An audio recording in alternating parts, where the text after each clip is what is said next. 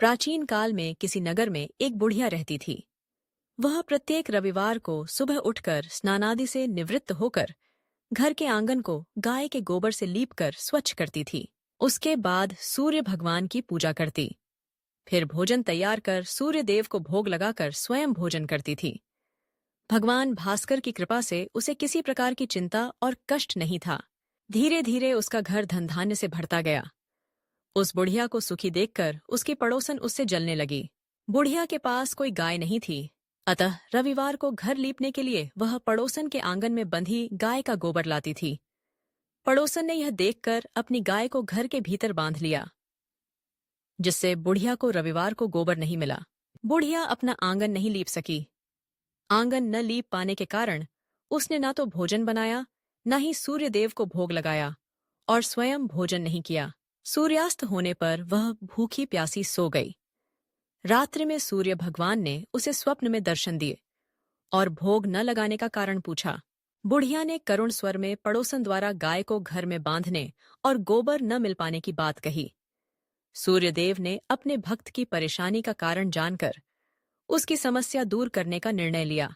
उन्होंने कहा, माता, मैं तुम्हारी भक्ति से प्रसन्न हूँ।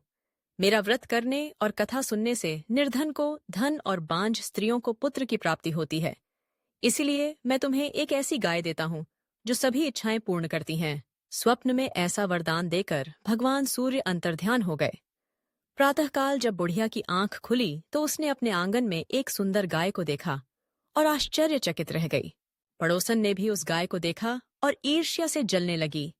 जैसे ही गाय ने सोने का गोबर किया, पड़ोसन की आंखें फटी रह गईं। बुढ़िया को इस बारे में कुछ पता नहीं था और वह पहले की तरह भगवान सूर्यदेव का व्रत करती रही और कथा सुनती रही। पड़ोसन ने एक चाल चली।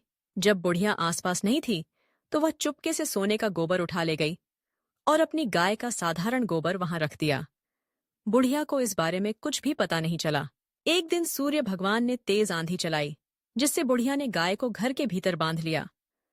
सुबह जब उसने गाय का गोबर देखा तो हैरान रह गई। उसने देखा कि गोबर सोने का था। इसके बाद वह रोजाना गाय को घर के भीतर ही बांधने लगी और कुछ ही दिनों में धनवान हो गई। पड़ोसन अब बुरी तरह जलने लगी। जब उसे सोने का गोबर पाने का कोई उपाय नहीं सूझा तो वह राजा के दरबार में गई और सारी बात बताई। राजा ने अपने सैनिकों को बुढ़िया की गाय लाने का आदेश दिया। सैनिक जब बुढ़िया के घर पहुंचे तब बुढ़िया सूर्य भगवान को भोग लगाकर भोजन ग्रहण करने वाली थी। सैनिकों ने गाय को खोला और महल की ओर ले चले। बुढ़िया ने बहुत प्रार्थना की, रोई चिल्लाई, लेकिन सैनिक नहीं माने। गाय के चले जाने से बुढ़िया बहुत दुखी हुई। उसने कुछ नहीं खाया और सूर्य भगवान से गाय को पुनः प्राप्त करने की प्रार्थना करने लगी। दूसरी ओर राजा गाय को देखकर बहुत खुश हुआ और सैनिकों से बोला कि इस सोने का गोबर करने वाली गाय को गौशाला में नहीं बल्कि मेरे कक्ष में बांधा जाए।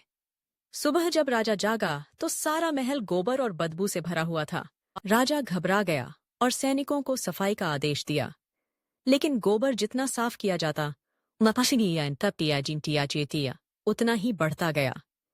यह देखकर राजा क्रोधित हुआ और उसने पड़ोसन को राजमहल में बुलवाया और उसे दंडित किया। फिर उसने तुरंत बुढ़िया को बुलवाया और क्षमा मांगते हुए सम्मान सहित उसकी गाय लौटा दी। गाय लौटते ही राजा के महल से सारी गंदगी दूर हो गई। तब बुढ़िया ने राजा को रविवार के व्रत की महिमा और भगवान भास्कर द्वारा दी गई गाय की सारी बात बताई।